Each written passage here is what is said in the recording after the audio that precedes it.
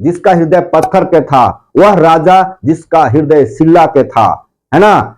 उनके अंदर दया नहीं था, करुणा नहीं था। जोहार, जय हिंद। जब कोई एक शक्तिशाली राजा कहे कि हम युद्ध नहीं करेंगे, हम तलवार नहीं उठाएंगे, हम अपनी सारी संपत्ति को जनता के हवाले कर देंगे, जनता को दान कर देंगे, तो बताइए क्या होगा? वही होगा जो होता है, मतलब जो शासन व्यवस्था है वो पतन की ओर चला जाएगा।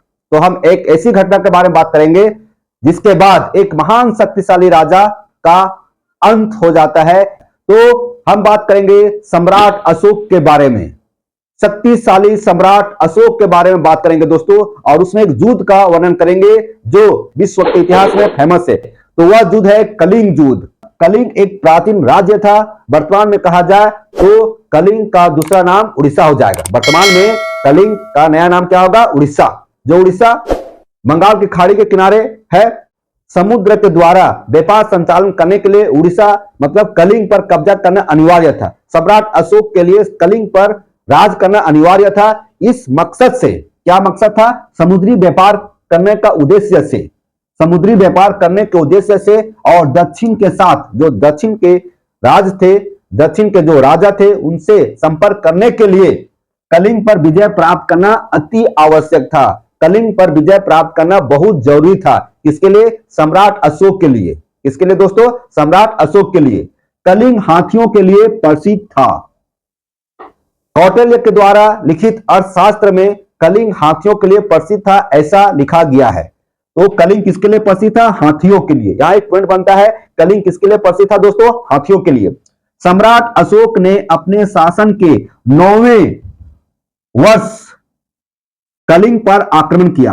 अपने शासन के 9वें वर्ष में कलिंग पर आक्रमण किया। कौन? सम्राट अशोक ने। सम्राट अशोक जहां भी आक्रमण करते, जिस क्षेत्र में आक्रमण करते, जिस राजा पर चढ़ाई करते, वे जीत जाते। इतना शक्तिशाली महान सम्राट अशोक थे। देखिए, तो कलिंग पर जो युद्ध करने का वर्णन है शिलालेखों में, है ना, अभिलेखों में, तो उसमें 9वें वर्ष मतलब अशोक अपने शासन के 9वें वर्ष में कलिंग पर आक्रमण किया, कलिंग पर युद्ध के लिए आक्रमण किया। इसके बाद क्या होता है?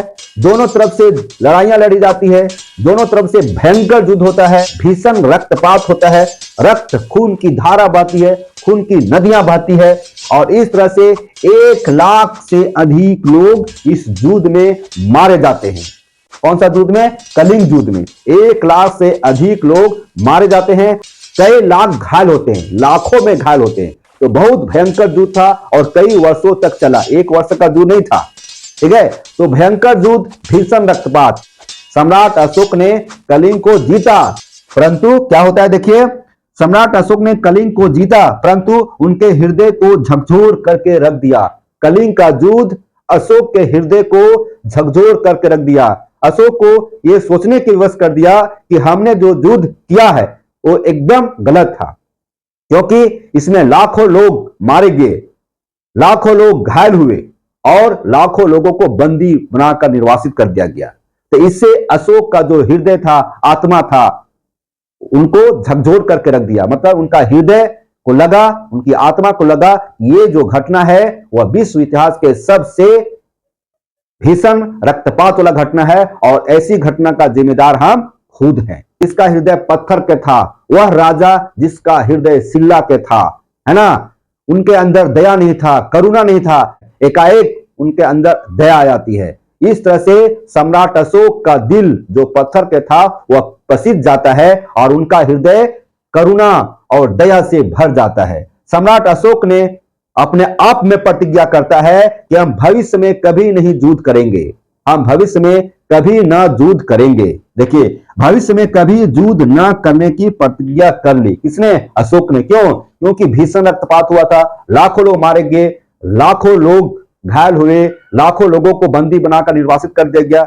इस घटना से उनके हृदय में दया और करुणा आती है और प्रतिज्ञा करते हैं कि आज के बाद हम युद्ध नहीं करेंगे। यह विश्व इतिहास की महत्वपूर्ण घटना है। एक राजा युद्ध करने से इनकार कर दे, एक शक्तिशाली राजा कहे कि अब हम कभी युद्ध ना करेंगे, तो यह एक महत्वपूर्ण घटना मानी जाती है। क्योंकि दोस्तों, पहले का जो राजतंत्र था, राजा थे, वो युद्ध के बल से ही अपने साम्राज्य को बचाते थे और युद्ध के बल से ही दूसरे साम्राज्य को हड़पते थे। तो इस तरह से कोई राजा बोले कि हम युद्ध न करेंगे तो अपने आप में बहुत बड़ी बात है, विश्व इतिहास में एक महत्वपूर्ण घटना से कम नहीं। उसके बाद वे बौद्ध धर्म को अपना लिया। सम्राट अशोक ने बौद्ध धर्म को अपना लेते हैं क्योंकि बौद्ध धर्म शांति का प्रतीक है। बौद्ध धर्म में कोई हिंसा की बात नहीं होती है। उसने अपने साम्राज्य के सभी उपलब्ध साधनों को जनता के भौतिक एवं नैतिक कल्याण में लगा दिया। सम्राट अशोक के पास जितना भी संपत्ति था, जितना भी संसाधन था, सब संसाधन जनता के हाथों में दे दिया। जनता के भौतिक और नैतिक कल्याण में लगा दिया। सारे संपत्ति जनता के हित में लगा दिया, है ना। जगह जगह पर जनता के लिए जो सुविधाएं होनी चाहिए वो बनना शुरू हो गया। अब देखिए अशोक का धर्म क्या है। अशोक का धर्म क्या है दोस्तों, आइए बताते हैं। धर्म शब्द संस्कृत भाषा के धर्म का प्राकृत रूपांतरण है। धर्म का प्राकृत रूपांतरण है। तो एक प्रकार का अशोक का जो धर्म है एक प्रकार का धर्म है, ठीक है।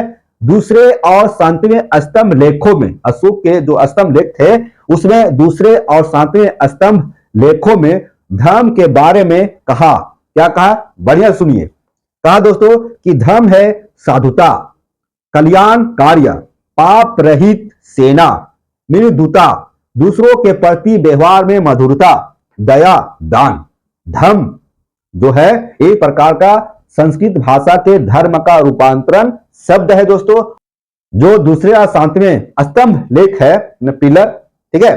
तो स्तंभ लेखों में उन्होंने स्पष्ट रूप से कहा धर्म के बारे में कि धर्म साधुता है, धर्म कल्याण कार्य के लिए है, पाप रहित सेना है, मृदुता है, दूसरों के प्रति व्यवहार में मधुरता है, दया है, दान है, ठीक है। अशोक के धर्म किसी देवता की पूजा अथवा कर्म कांडों का उल्लेख नहीं करता है। अशोक का जो धर्म है वह किसी देवता की पूजा अथवा कर्म कांडों का उल्लेख नहीं करता था। अशोक ने अपनी संदेश कई शिलाओं और स्तंभों में खुदवाई है। अशोक ने अपनी संदेश कई शिलाओं और स्तंभों में खुदवाई है। दोस्तों इस तरह से हम आपको कलिंग युद्ध के बारे में बताने का कोशिश किया हूं। इस तरह से आपको अशोक के बारे में बताने का काम किया हूं। इस तरह से अशोक के महान कार्य जो अपने सारे संपत्ति को जनता के हित में, जनता के कल्याणकारी काम में लगा दिए, उनके बारे में बात किया हूं। अशोक दोस्तों, अशोक के धर्म जो शब्द है उसके बारे में बात किया हूं और अशोक का धर्म के बारे में बात किया हूं। उम्मीद करता हूं कि हम आपको बढ़िया से समझा सके। कहीं कुछ कमी रह गया तो हमारे कमेंट बॉक्स में जरूर लिखिएगा और हमारे इस वीडियो को लाइक कीजिए, हमारे इस चैनल को सब्सक्राइब कीजिए। जोहार, जय हिंद। फिर मिलते हैं, धन्यवाद।